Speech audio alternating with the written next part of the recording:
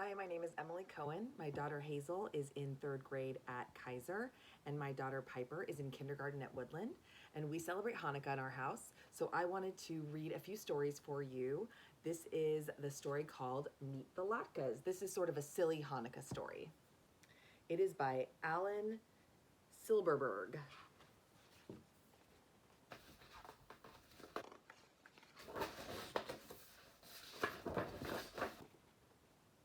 Meet the Latke family. They're just like you and me, except they're potato pancakes. That's Lucy Latke and her dog Applesauce. Hello, woof.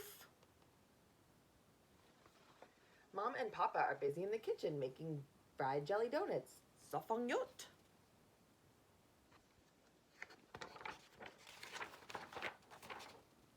Lucy's older brother, Lex, is reading comic books. Get out of my room, he shouts. Lex is a teenager. He doesn't care about anything. I don't care. Tonight's the night, Lucy sings. It's the first night of Hanukkah. No, it's not. Oh, right. There's someone else in the Latke family. Grandpa, tonight's not Hanukkah, says Grandpa. It's Hanukkah. That's what I said, Lucy is confused. Hanukkah. Grandpa grumbles. Say it with me. Hanukkah. Actually, both Hanukkah and Hanukkah are right. The holiday's name is Hebrew, so there are different ways to spell it and say it in English. Hanukkah with an H, Hanukkah with a CH. Thanks, Applesauce, says Lucy. Says Grandpa.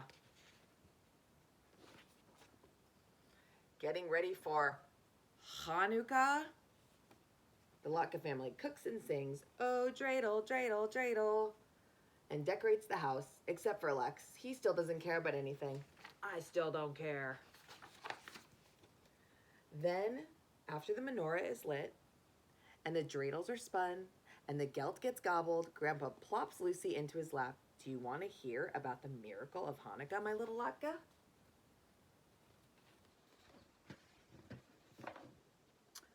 I do, Lucy says, biting her last chocolate coin. Grandpa begins with just a whisper. First, you need to know about the bees. Bees? Lucy says. Grandpa nods. Hanukkah is the celebration of how the Jewish temple was saved from destruction. We celebrate this holiday thanks to the brave bees who buzzed and stung and fought to keep their people safe. I'm pretty sure there aren't any bees in the story of Hanukkah or Hanukkah. Ph, says Grandpa. Whose story is this? Lucy's eyes widen. Were the bees big, Grandpa? Big. They were huge, giant. They were mega bees. You mean Maccabees? Nope, Grandpa says. Definitely mega bees. And the biggest, bravest bee of them all was Judah Megabee. Judah Megabee? Judah Maccabee.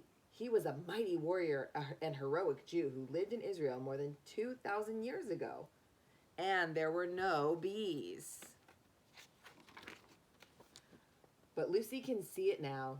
Judah and his swarm of giant bees buzzing and stinging and fighting to save the Jewish temple and the lives of everyone who worshiped there. And who do you think Judah and his big bees were battling, Grandpa asks. That's easy. It was the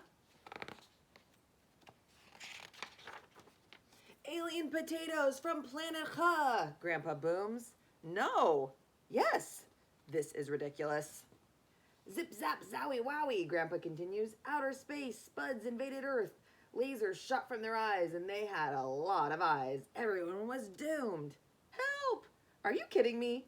The enemy wasn't a bunch of alien potatoes. It was a terrible king named Antiochus. This dog knows a lot. Antiochus demanded that everyone believe the same religion as he did, Applesauce goes on. So for the Jews, that meant no more studying Torah, no more celebrating Shabbat, and never again worshiping God. King Antiochus and his followers almost completely destroyed the Jewish temple. No, no, no, no. He was a tyrant. Bonk. Yep. Yes, a tyrant, agrees Grandpa. Judah and the Megabees were trapped by those evil tater tyrants from planet Ha, prisoners in their own hive. They had only enough honey to last one day. Running out of honey? No, they were running out of oil. They needed oil to keep the temple eternal flame burning. And they weren't bees. Shh. The mega bees plotted and schemed, Grandpa says. And the next morning, when the sun rose on the temple, an enormous wooden dreidel stood in the village square. What could it be, the alien potatoes all wondered, and why does it buzz? Lucy waves her arm. I know, the mega bees were hiding inside the dreidel. Smart Latka, cries Grandpa. Plits, plats, plops, the mega bees burst from the dreidel and sliced and whipped and mashed those tater tyrants into tatters. Tattered tater tyrants, Lucy asks. Try saying that 3 times fast, Grandpa says.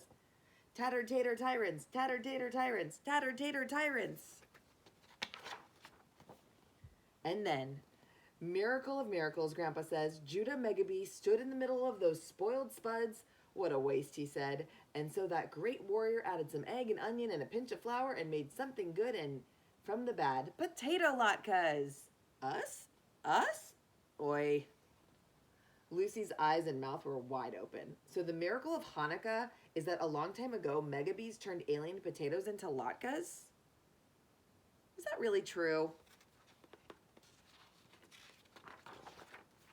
Of course it's not true!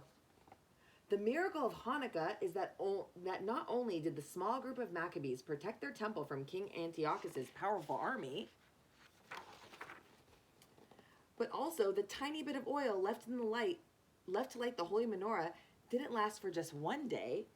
That oil kept the eternal light bright for 8 whole days. Lucy points to her family's glowing menorah.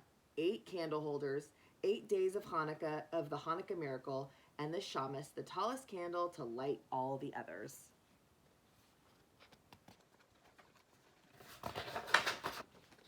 You know what, says Grandpa? I like the dog's miracle better. Me too, says Mama. Me too, said Papa. I don't care, says Lex, stuffing his face with a chocolate gelt. Lex, you left your room, cries Mama. It's another Hanukkah miracle.